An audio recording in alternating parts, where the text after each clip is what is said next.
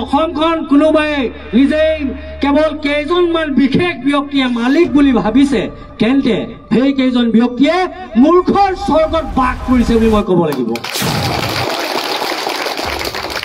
এইখন অসমত আমি আলহী নহয়, মোৰ পূৰ্বজৰ এইখন অসমত তেজ আছে। যুক্ত নাগৰিক বুলি ক'বলৈ 100 বাৰ চিন্তা কৰিব লাগিব।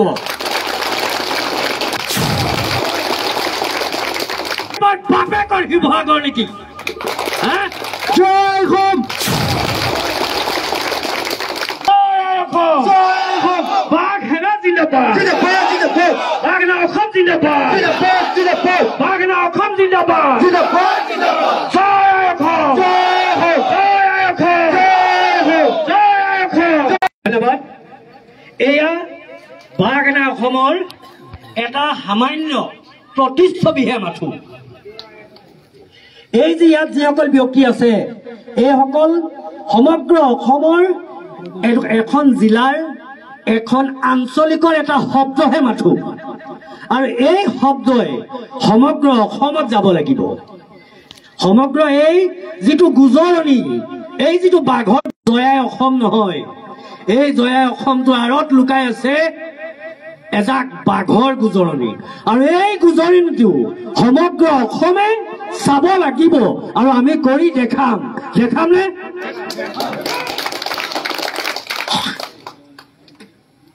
ধন্যবাদ।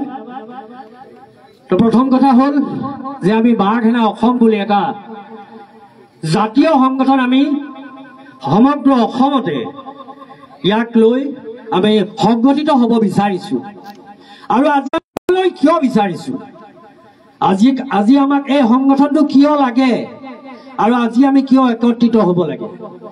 আজি আমি এইটো কাৰণে একত্ৰিত হ'ব লাগে যে এইখন অসমত ক'ৰবাত আজি আমি নিজে আলহী যেন অনুভৱ হৈছে নেকি বাৰু?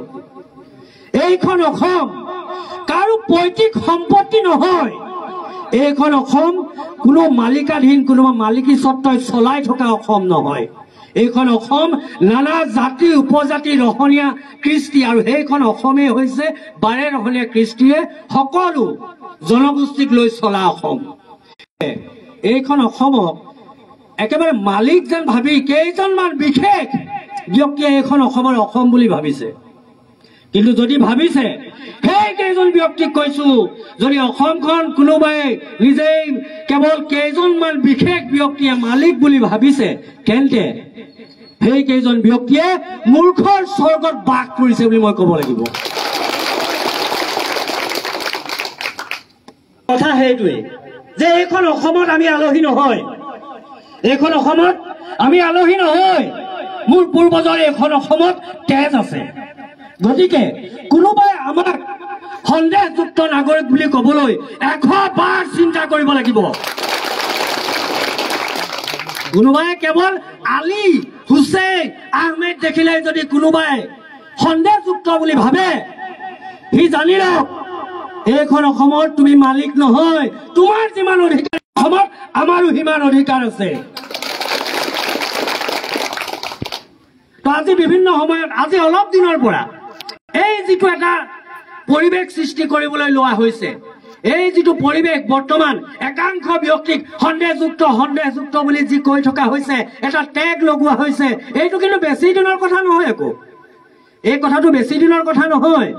এই কথাটো 2014 চনৰ পাছৰ পৰা আৰম্ভ হোৱা এখন নাটক, আৰু এই নাটকৰ জবনিকা কিন্তু আমি পেলাম। এই নাটকৰ জবনিকা একাংশ ব্যক্তিয়ে একাংশ দল সংগঠনে কৰিছে, কিন্তু এই নাটকৰ জবনিকা পেলাব বাঘেনা অসমে। আজি আমি প্ৰতিশ্ৰুতিবদ্ধ, আজি এই বাঘেনা অসমৰ মঞ্চত থিয় হৈ মই ইউনুছ তামুলী প্ৰতিশ্ৰুতিবদ্ধ যে অসমত কোনো ব্যক্তিয়ে বিনা কাৰণত বিনা প্ৰমাণত যদি কোনো বুলি কয়, প্ৰথমে ইউনুছ তামুলীয়ে সেইসকল ব্যক্তিৰ সন্মুখত ঢাল হৈ থিয় দিব। আৰু এইটো কোৱা কথা নহয়, এইটো কৰি দেখুৱাইছো আৰু কৰি যাম। তাৰ কাৰণে আপোনালোকৰ সহায় সহযোগিতা মোক লাগিব। সহায় সহযোগিতা আপোনালোকে কৰিবনে? তো সহায় সহযোগিতা কৰিব লাগিব বৰ্তমান যিখন বুৰঞ্জী আমাক পঢ়াই থকা হৈছে 2014 চনৰ পৰা যিখন বুৰঞ্জী আমাক পঢ়াই থকা হৈছে যিখন বুৰঞ্জী আমাক শুনাই থকা হৈছে সেইখন বুৰঞ্জী কিন্তু আমি মনা ভকত নহয় সেই বুৰঞ্জীখন আমি নামানো সেইখন বুৰঞ্জী মানিম যিখন বুৰঞ্জী 2014 চনৰ আগতে আছিল সেইখন বুৰঞ্জীত প্ৰত্যেকজন অসমীয়াই প্ৰত্যেকজন অসমৰ প্ৰতিজন ব্যক্তিৰ পূৰ্বপুৰুষৰ তেজ য'ত লিখা আছিল সেইখন বুৰঞ্জীহে আমি মানিম গৰু গাখীৰ নাখায় গৰুৰ মুঠ খোৱা মানুহে যি বুৰঞ্জী লিখিব সেই বুৰঞ্জী বাঘ হেনাই নামানে গম পাইছে গতিকে সেইসকলক প্ৰতিহত কৰিবৰ কাৰণে আমি ওলাই আহিছো আৰু প্ৰতিশ্ৰুতিবদ্ধ আমাক কোনে ৰাখিব আমাৰ কোনো ৰাখিব নোৱাৰে আমি একত্ৰিত হৈ যাম নিজৰ প্ৰাপ্যৰ কাৰণে কোনো ৰাখিব নোৱাৰে হিলডোল ভাঙি যেতিয়া ওলাই যাম সন্মুখত যেনেকুৱা পাহাৰা হওক নেওচি ওলাই যাম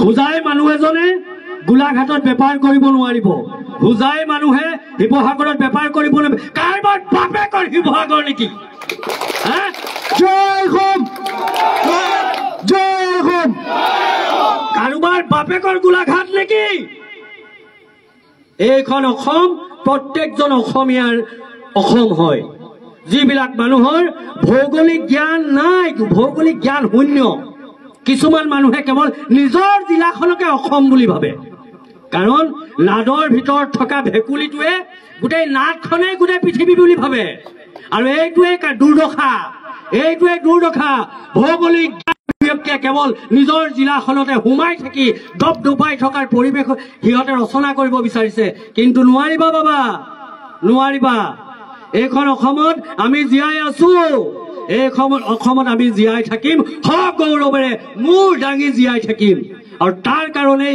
এই বাঘ হাজৰিকা আজিৰ এই সভাখনৰ পাছত অসমৰ যিকোনো প্ৰান্ততে বিনা কাৰণত বিনা প্ৰমাণত কোনোবাই যদি কাৰোবাক সন্দেহযুক্ত বুলি ক'বলৈ হয় তাৰ প্ৰতিবাদ এই বাঘ সেনাই কৰিব আৰু সন্মুখৰ পৰা কৰিব গতিকে এই গোটেই কামখিনি কৰিবৰ বাবে মোক অসমৰ অসমীয়া অসমৰ প্ৰত্যেকজন যিজন ব্যক্তিৰ অন্তৰত মানুহ আৰু মানুহ জীয়াই থাকে কেৱল অন্তৰত এটা যদি ধৰ্ম জীয়াই থাকে তেনেকুৱা মানুহৰ এইখন অসমত কাম নাই কেৱল এটা ধৰ্মক লৈ যদি এইখন অসমত কোনোবাই জীয়াই আছে তেন্তে কাম নাই প্ৰত্যেকজন ব্যক্তিক প্ৰত্যেকটো ধৰ্মক প্ৰত্যেকটো ভাষাক প্ৰত্যেকটো জনগোষ্ঠীক আকোৱালি লৈ যোনে আগবাঢ়ি যাব সিহে প্ৰকৃত মানুহ আৰু তেনেকুৱা মানুহ লৈ সি লাগিলে হিন্দুৱে হওক সি লাগিলে মুছলমানেই হওক সি লাগিলে শিখেই হওক যি ধৰ্মৰে নহওক সেইসকল ব্যক্তিক লৈ এই বাঘ সেনাক লৈ